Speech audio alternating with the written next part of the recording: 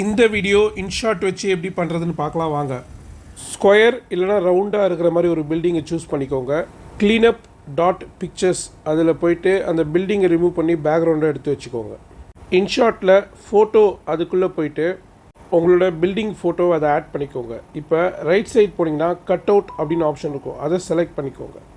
Cut அவுட்டில் அந்த eraser பட்டனை வச்சு உங்கள் பில்டிங்கை சின்ன சின்ன பீசஸாக நீங்கள் பிரித்து வச்சுக்கோங்க.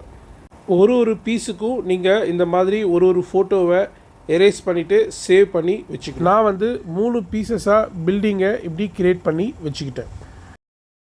இப்போது இன்ஷாட்டில் வீடியோ அதை அழுத்தி நியூ அதுக்குள்ளே போங்க. அதில் blank சூஸ் பண்ணிக்கோங்க. இப்போ இது கருப்பு கலரில் இருக்குது, இதை க்ரீன் கலராக மாற்றணும். ஸோ பேக்ரவுண்ட் இருக்கு இல்லையா, அந்த பேக்ரவுண்ட் அதில் போய்ட்டு அந்த க்ரீன் கலரை செலக்ட் பண்ணிக்கோங்க. இப்போது பிஐபி அழுத்தி ஒரு Black கலர் ஃபோட்டோ அதை ஆட் பண்ணிக்கோங்க. இது சும்மா கூகுளில் சர்ச் பண்ணால் கிடச்சிரும். இப்போ மாஸ்க் அதில் போய்ட்டு அந்த ரவுண்டு மாஸ்க் இருக்கு இல்லையா, அதை செலக்ட் பண்ணிக்கோங்க. செலக்ட் பண்ணிவிட்டு இந்த ஃபோட்டோ இருக்கு இல்லையா, அந்த ஃபோட்டோவை இந்த மாதிரி பண்ணிவிடுங்க. ஸோ நம்ம பில்டிங் பார்ட்டோட அடிபாகத்தை நம்ம இப்படி வச்சுக்கிறோம். இப்போ இது வச்சுட்டு இன்னொரு வாட்டி பிஐபி அழுத்தி நீங்கள் அந்த பேக்ரவுண்ட் எரேஸ் பண்ணி கட் பண்ணி வச்சுருக்கீங்க இல்லையா ஃபோட்டோ, அதை இது மேலே அழுத்தி கொஞ்சம் கரெக்டாக இழுத்து விட்டிங்கன்னா உங்களுக்கு இந்த மாதிரி ஒரு 3D பிளாக் மாதிரி கிடச்சிரும். நியூ அழுத்தி பேக்ரவுண்ட் ஃபோட்டோவை ஃபஸ்ட்டு ஆட் பண்ணிக்கோங்க. பிஐபி அதை அழுத்தி நம்ம க்ரியேட் பண்ண அந்த க்ரீன் பிளாக் இருக்கு இல்லையா, அதை ஆட் பண்ணிக்கோங்க.